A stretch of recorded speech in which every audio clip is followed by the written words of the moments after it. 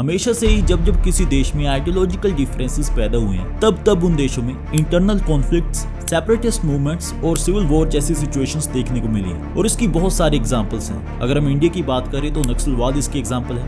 ऐसी एक बार चाइना में एक सिविल वॉर हुई थी जिसकी वजह से आज इस आइलैंड को ताइवान देश के नाम से जाना जाता है और इसकी मोस्ट रीसेंट एग्जांपल है सूडान कॉन्फ्लिक्ट जो कि अभी सूडान में चल रहा है। बाय द वे इस वीडियो में हम इन सब के बारे में बात नहीं करेंगे, हम बात करेंगे उस सिविल वॉर के बारे में जो कि साइलोन नाम के देश में हुई थी यानी श्रीलंका में। लेकिन क्यों और कैसे इस सिविल वॉर में इंडिया भी इन्वॉल्व हुआ, लेकिन बाद में ये इन्वॉल्वमेंट इंडिया के प्राइम मिनिस्टर के लिए बहुत बड़ी गलती साबित हुई। इन्हीं सब क्वेश्चंस के बारे में जानेंगे आज अपनी इस वीडियो में, तो चलिए शुरू करते हैं। LTTE चीफ प्रभाकरन के मारे जाने के 14 साल बाद तमिलनाडु के एक वरिष्ठ नेता पाजा नेदुमरान ने दावा किया है कि जल्दी प्रभाकरन पब्लिक में नजर आएगा। ये फोटोज हैं उस ब्रूटल सिविल वॉर की जो कि 1983 से 2009 तक यानी 26 साल श्रीलंका में हो रही थी। इस वॉर में लगभग 80,000 से 1 लाख लोग मारे गए। अब बात करते हैं इनके बारे में। अब ये लोग श्रीलंका के नॉर्थ और ईस्ट रीजन में एक इंडिपेंडेंट स्टेट बनाना चाहते थे यानी तामिल इल्लम। लेकिन एक्चुअल में हुआ क्या, ये सब कुछ।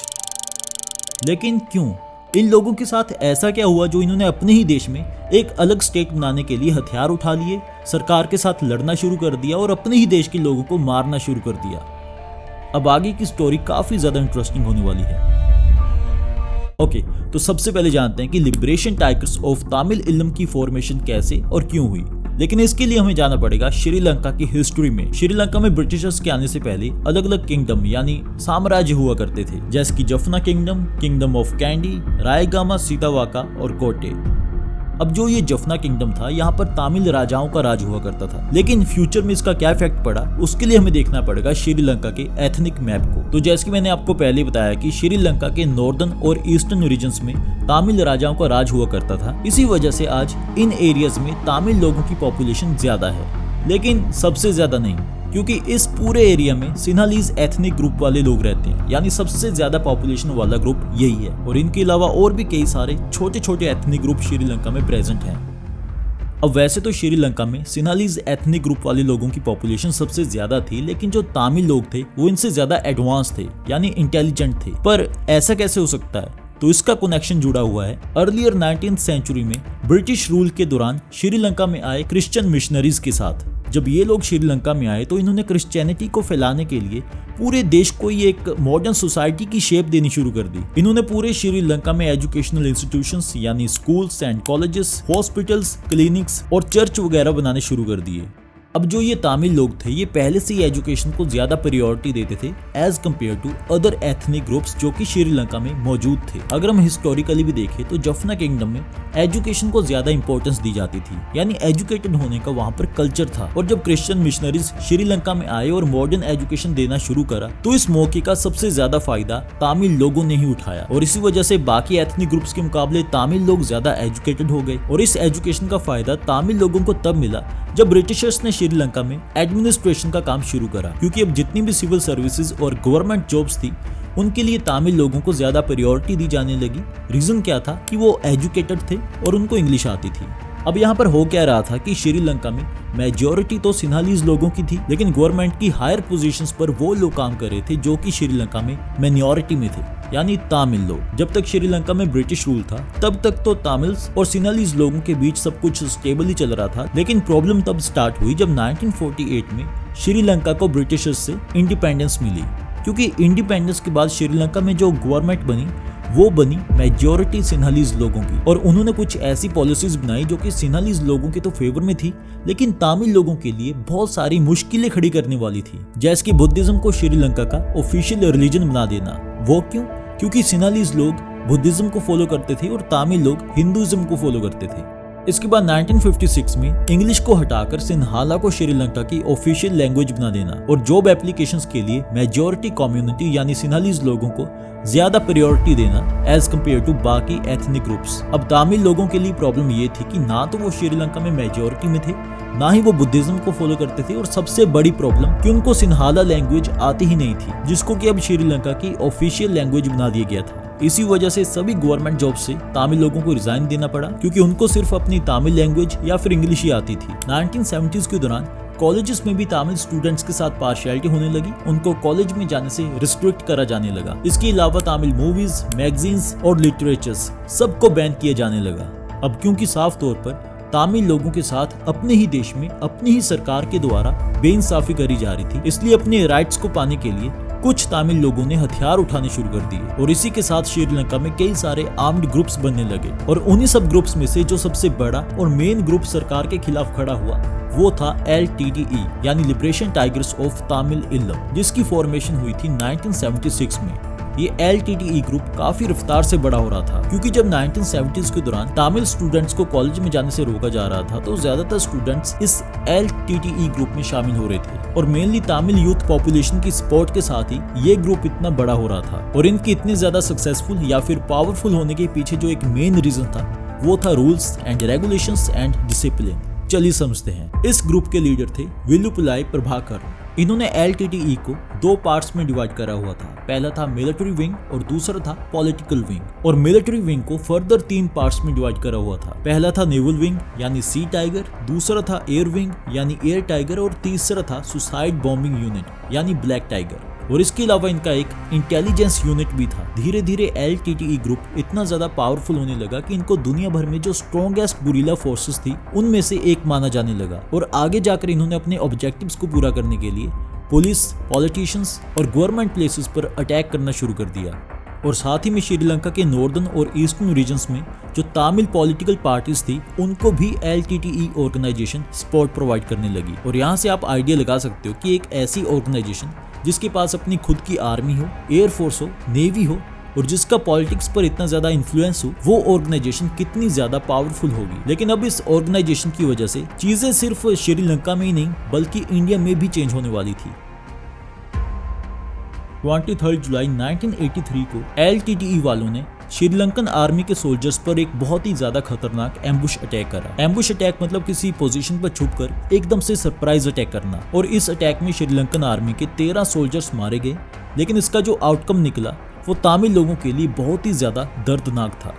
अब क्योंकि सोल्जर्स LTTE वालों के द्वारा मारे गए थे और LTTE वाले थे तमिल्स, जो कि तमिल लोगों के लिए ये सब कुछ कर रहे थे, इसलिए फिर श्रीलंका में दंगे या एंटी तमिल पोग्रोम शुरू हो गए। पोग्रोम मतलब किसी एक एथनिक ग्रुप के लोगों को मारना। इन दंगों में लगभग 5638 लोग मारे गए और 466 लोग परमानेंटली गुम हो गए। और आज भी इस टाइम पीरियड को ब्लैक जुलाई के नाम से जाना जाता है। तमिल लोगों के लिए ये दंगे किसी सदमे से कम नहीं थे, क्योंकि बहुत सारे ऐसे लोग थे जिनके पूरे परिवार इन दंगों में मारे गए थे। इसीलिए जो यंग पॉपुलेशन थी तमिल लोगों की वो बदला लेना चाहती थी और अपना बदला लेने के लिए LTTE ऑर्गेनाइजेशन उनके लिए सबसे ज्यादा ओपन ऑप्शन था। और इसलिए फिर LTTE ग्रुप और भी ज्यादा बड़ा हो गया और इनका मोटिव बिल्कुल साफ था, बदला लेना और एक अलग स्टेट बनाना।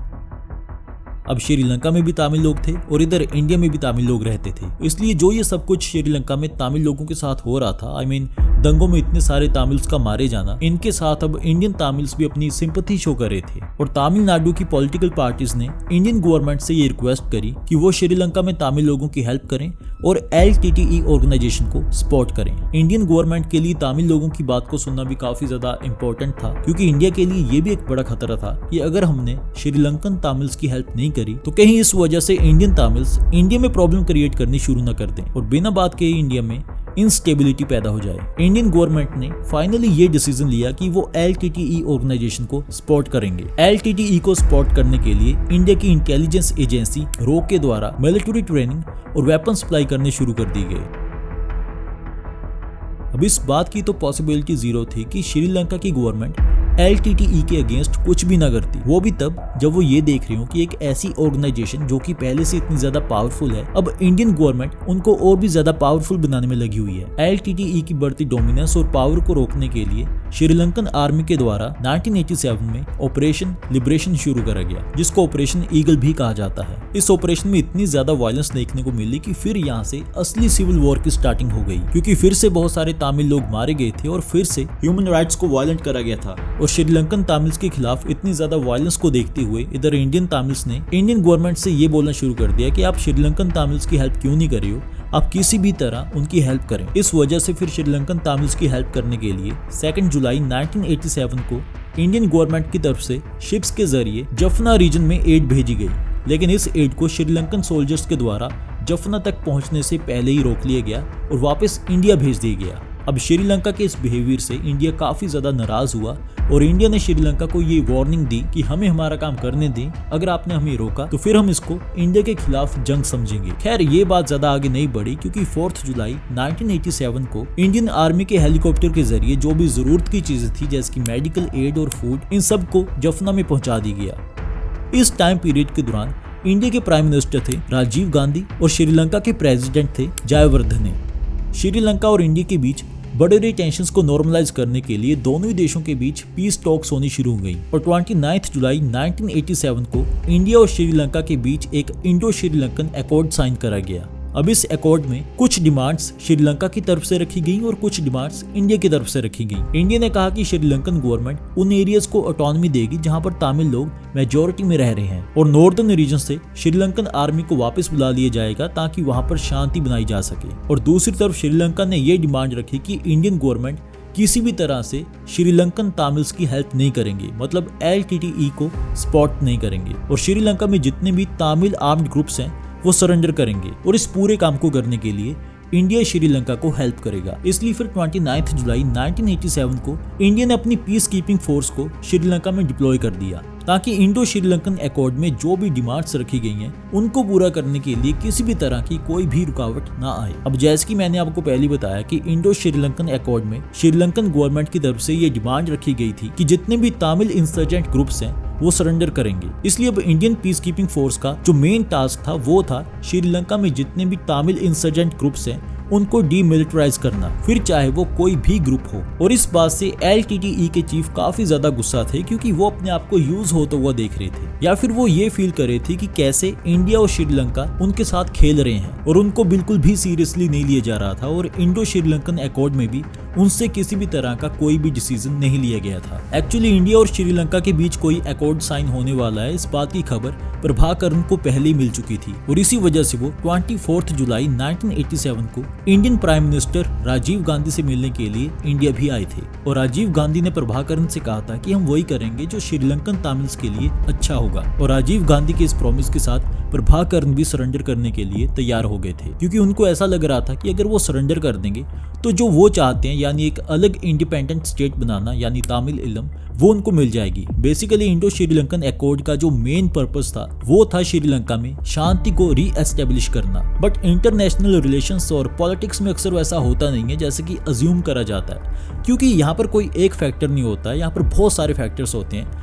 जिनकी वजह से एंड रिजल्ट पर फर्क पड़ जाता है। इंडियन पीस कीपिंग फोर्स के श्रीलंका में डिप्लॉय करने के कई महीनों तक सब कुछ ठीक ठाक चल रहा था, लेकिन कुछ महीनों बाद ये खबर सामने आई कि श्रीलंकन आर्मी के द्वारा पकड़े गए 17 LTTE के मिलिटेंट्स को मार दिया गया है और LTTE वालों ने इस इंसिडेंट की वजह माना इंडियन पीस कीपिंग फोर्स को और साथ ही में सरेंडर करने से भी इनकार कर दिया। इसके बाद उन्होंने श्रीलंका में बहुत ज्यादा वायलेंस करनी शुरू कर दी और इस वायलेंस को रोकने के लिए इंडियन पीस कीपिंग फोर्स ने LTTE के अगेंस्ट वॉर शुरू कर दी, क्योंकि पीस को मेंटेन करने के लिए सभी आर्म्ड ग्रुप्स को डीमिलिटराइज करना या खत्म करना जरूरी था। ये लिस्ट है उन ऑपरेशंस की जो कि 1987 से 1989 के बीच इंडियन पीस कीपिंग फोर्स के द्वारा LTTE के अगेंस्ट कंडक्ट करेगी और इंडियन पीस कीपिंग फोर्स को इन ऑपरेशंस को कंडक्ट करने के लिए काफी सारी कॉम्प्लेक्सिटीज का सामना करना पड़ा था। लेकिन अब सब कुछ चेंज होने वाला था, क्योंकि दिसंबर 1989 को राजीव गांधी का टेन्योर पूरा हो गया और इंडिया के नए प्राइम मिनिस्टर बने VP सिंह और दूसरी तरफ श्रीलंका में भी नए प्रेसिडेंट राणा सिंघे प्रेमदासा आ चुके थे। अब जो ये राणा सिंघे थे, पहले तो ये श्रीलंका में इंडियन पीस कीपिंग फोर्स को सपोर्ट करते थे, लेकिन बाद में टाइम के साथ साथ ये पीस कीपिंग फोर्स को क्रिटिसाइज करने लगे और इसके पीछे कई सारे रीजन थे, जैसे कि इनको लगता था कि श्रीलंका में पीस कीपिंग फोर्स के होने की वजह से श्रीलंका की जो इंडिपेंडेंस है वो कॉम्प्रोमाइज हो रही है और इसके अलावा पीस कीपिंग फोर्स के कुछ सोल्जर्स के द्वारा ह्यूमन राइट्स को अब्यूज करने के मामले भी सामने आए थे। बाकी इनके अलावा और बहुत सारे रीजंस थे। प्रेसिडेंट बनने के बाद राणा सिंघे ने इंडियन गवर्नमेंट के साथ नेगोशिएशन स्टार्ट करी और फाइनली 1990 में इंडियन गवर्नमेंट के द्वारा पीस कीपिंग फोर्स को श्रीलंका से विड्रॉ कर लिया गया। जितने time Indian peace keeping force Sri Lanka में रही, उस टाइम पीरियड के दौरान इंडियन पीस कीपिंग फोर्स के 1200 से 1400 सोल्जर्स मारे गए थे। अब इंडियन पीस कीपिंग फोर्स तो श्रीलंका से चली गई थी, लेकिन जो मेन खतरा था यानी LTTE ऑर्गेनाइजेशन, वो अब भी श्रीलंका में एक्टिवेट थी और प्रभाकरण भी पीस कीपिंग फोर्स के अगेंस्ट हो चुके थे।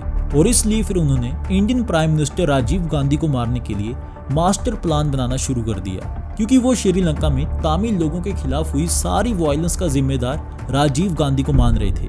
21 जुलाई 1991 को राजीव गांधी तमिलनाडु के इस एरिया में एक पब्लिक रैली को अटेंड करने के लिए आने वाले थे और इसी दिन राजीव गांधी को मारने के लिए LTTE ऑर्गेनाइजेशन की एक मेंबर भी इस रैली में पहुंच चुकी थी, जिसका नाम धानु था, और इसके साथ LTTE के 4 मेंबर्स और भी थे। जब राजीव गांधी उस रैली में पहुंचे तो पैर छूने के बहाने धानु उनके पास गई और वहां पर जाकर उसके पास जो बॉम्ब था उसका उसने बटन प्रेस कर दिया। इस इंसिडेंट में धानु और राजीव गांधी तो मारे गए, लेकिन साथ में 14 लोग और भी मारे गए।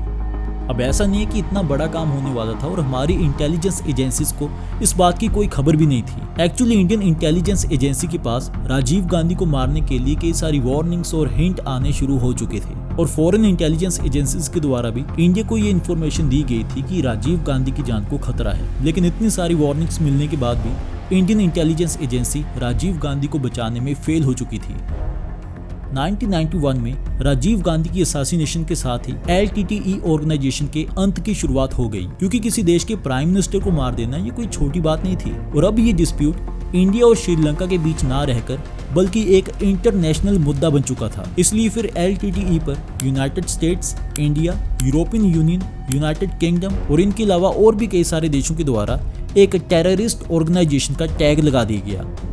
डिप्लोमेटिक प्रेशर की वजह से LTTE और इनके सपोर्टर्स के खिलाफ स्ट्रिक्ट एक्शंस लिए जाने लगे। इंटरनेशनल लेवल पर कई सारे देशों के द्वारा श्रीलंका को LTTE के खिलाफ लड़ने के लिए सपोर्ट प्रोवाइड करी जाने लगी, यानी इंटेलिजेंस, ट्रेनिंग और मिलिट्री कोऑपरेशन वगैरह।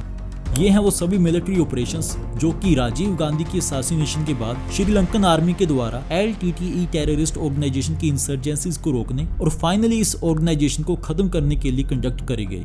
और ये सब कुछ तब खत्म हुआ जब 2009 में श्रीलंकन आर्मी के द्वारा LTTE टेररिस्ट ऑर्गेनाइजेशन के लीडर वेलुपलाई प्रभाकरण को मार दिया गया और इसी के साथ ये टेररिस्ट ऑर्गेनाइजेशन हमेशा के लिए खत्म हो गई।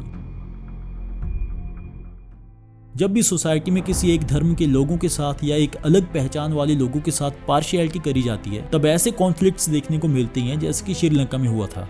अगर हम मान भी लें कि श्रीलंकन गवर्नमेंट LTTE ऑर्गेनाइजेशन को बहुत पहले ही खत्म कर देती, लेकिन खुद श्रीलंकन गवर्नमेंट जो तमिल लोगों के साथ कर रही थी उसको ना रोकती, तो कोई और तमिल इंसर्जेंट ग्रुप आगे आता और गवर्नमेंट के खिलाफ खड़ा हो जाता। इसलिए सभी देशों के लिए और खास तौर पर इंडिया के लिए, जहाँ पर इतने सारे धर्मों के लोग एक साथ रह रहे हैं, ऐसे देश में किसी भी धर्म के लोगों के साथ पार्शियलिटी नहीं होनी चाहिए, फिर चाहे वो लोग मेजॉरिटी में हो या फिर वो माइनॉरिटी में हो, क्योंकि देश तब ग्रो होता है जब लोग इन बातों से आगे बढ़कर सोचते हैं। वेस्टर्न मीडिया में अक्सर ये बात सुनने को मिलती है कि इंडिया में मुस्लिम्स के साथ बहुत ज्यादा बुरा हो रहा है। हाँ, हो सकता है कि कुछ केसेस में ऐसा हुआ भी हो, लेकिन जब मैंने खुद इस बात पर रिसर्च करना शुरू करा तब मुझे पता चला कि आज इंडियन गवर्नमेंट कश्मीर में रह रहे मुस्लिम्स के लिए कितना कुछ कर रही है। उन इलाकों में लगातार डेवलपमेंट हो रही है और ये बात सिर्फ मैं नहीं बोल रहा हूँ, बल्कि खुद मुस्लिम लोग बोल रहे हैं, इंडिया वाले भी और पाकिस्तान वाले भी।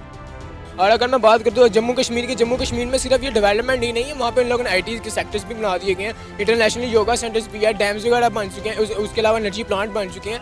अब आप इसको एज़ कम्पेयर टू अगर हम अपने ज़ात कश्मीर के साथ करते हैं तो हमारे इसका भी अंदाज़ा लगा लें कि एक तरफ 4G 5G आ रहा है और दूसरी तरफ सिग्नल्स ही नहीं है।